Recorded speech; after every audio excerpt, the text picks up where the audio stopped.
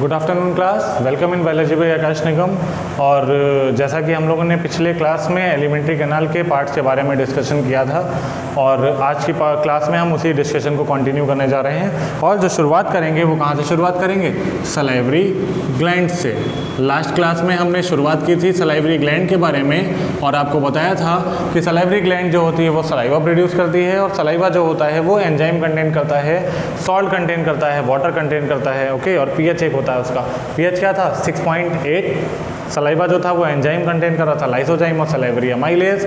उसके अलावा सॉल्ट थे और वाटर था। सलाइवा का काम जो होता है वो फूड को जो होता है वो ल्यूब्रिकेट करता है और जब भी जो सलाइवा होगा वो फूड के साथ मिक्स हो जाएगा तो उसको क्या बोलेंगे, ये आप कमेंट बॉक्स में टाइप करिए। सलाइवरी ग्लैंड, सलाइवरी ग्लैंड जो होती हैं वो ह्यूमन में कितनी पाई जाती हैं?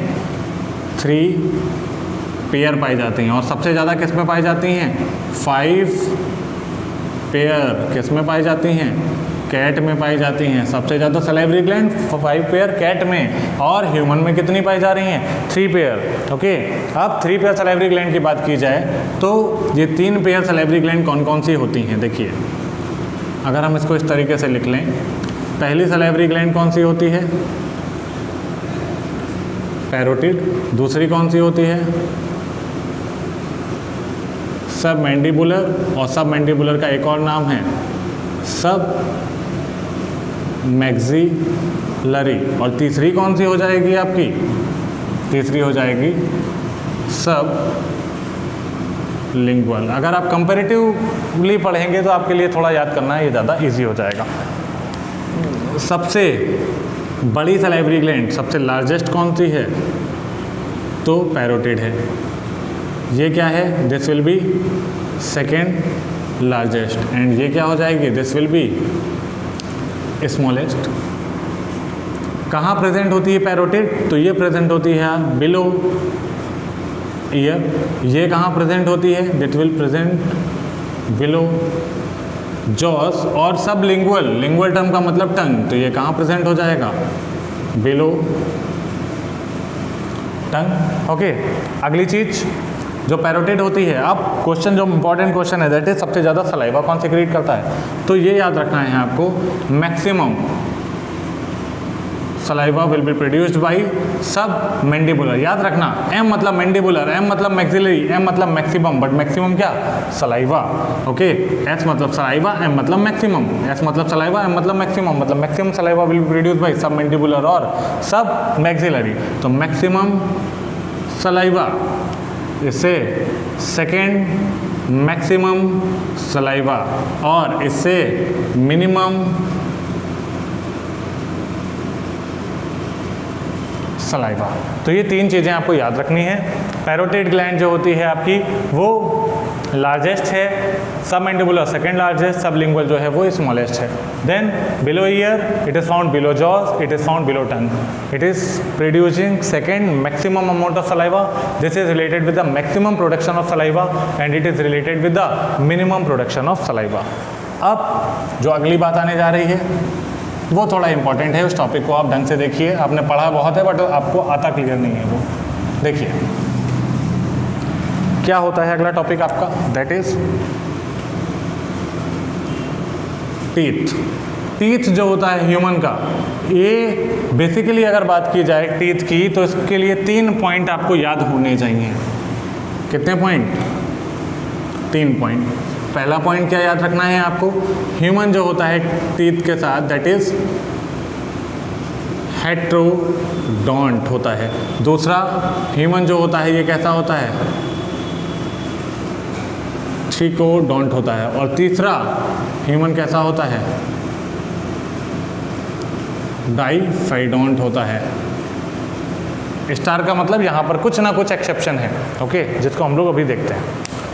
हेट्रोडोंट, हेट्रोड्रम का मतलब ही क्या होता है? डिफरेंट, और होमो मतलब होता है सेम। तो heterodont means human having teeths which are not alike, मतलब इंसान में जो टीथ होते हैं वो सब एक जैसे नहीं होते। 4 तरह के टीथ होते हैं, ये आप सबको पता है, बचपन से पढ़ते आ रहे हैं आप। इंसाइजर, कैनाइन, प्रीमोलर और मोलर, इनको आप क्या लिखते हैं? आई, सी, आई एम और एम। इंसाइजर आगे की ओर है, इनका काम क्या है? आपका कटिंग। कैनाइन, इनका काम है टीयरिंग। और प्रीमोलर और मोलर, इनका काम क्या होता है? चबाना, च्यू करना। ठीक, मीन्स ह्यूमन के पास जो टीथ होते हैं सब अलग अलग होते हैं, इसलिए ह्यूमन क्या हो गया? हेट्रोडोंट, पहला पॉइंट आपको क्लियर। दूसरा, thecodont, teeth are embedded in bony socket, not in bony kapoor. Okay, तो teeth are embedded in bony socket, bones का बना एक सॉकेट होता है आपके टीथ की। अभी बात करेंगे हम लोग, टीथ में मेनली कितने पार्ट होते हैं? 3। सबसे बाहर क्राउन, दूसरे नंबर पे नेक और सबसे अंदर रूट। आपको दिखता क्या नहीं है? आपको रेट नहीं दिखती ना, क्या नहीं दिखता? रूट भी नहीं दिखता। क्या दिखता है? क्राउन दिखता है। तो आपके टीथ के 3 पार्ट हैं और ये सब एम्बेडेड होता है आपके बोनी सॉकेट में। ठीक, सबसे ज़्यादा स्ट्रॉन्गेस्ट मसल होती है आपकी जॉ की। डाइफाइडोंट, ये इंपॉर्टेंट पॉइंट है, इसको समझिएगा। Diphyodont means teeth develop twice in life. Teeth कितनी बार डेवलप होते हैं लाइफ में? 2 बार डेवलप होते हैं। ठीक, पहले टीथ कौन से होते हैं? Milk teeth. और दूसरे टीथ कौन से होते हैं?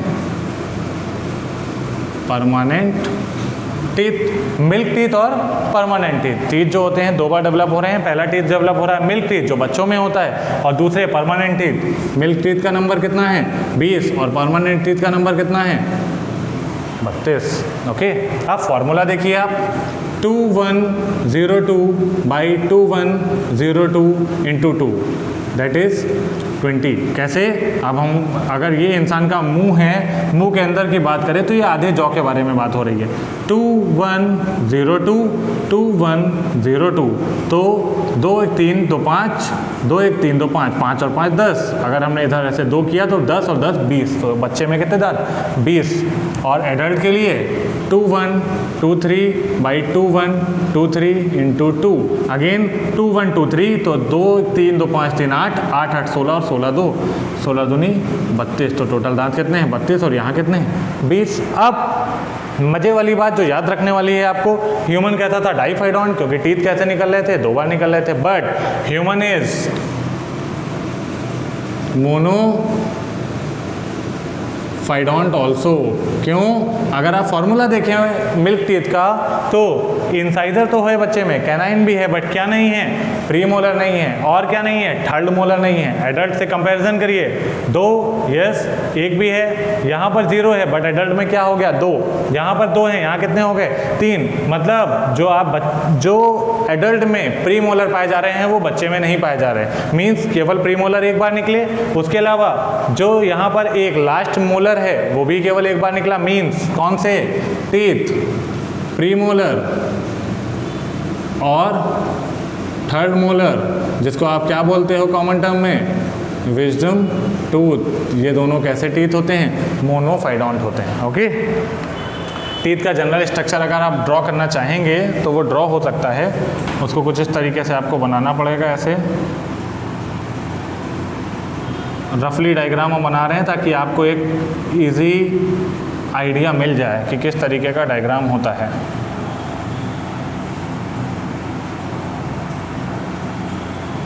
आप बुक को देखेंगे तो कुछ इस तरीके का ही डायग्राम आप पाएंगे। ओके, इसके बाद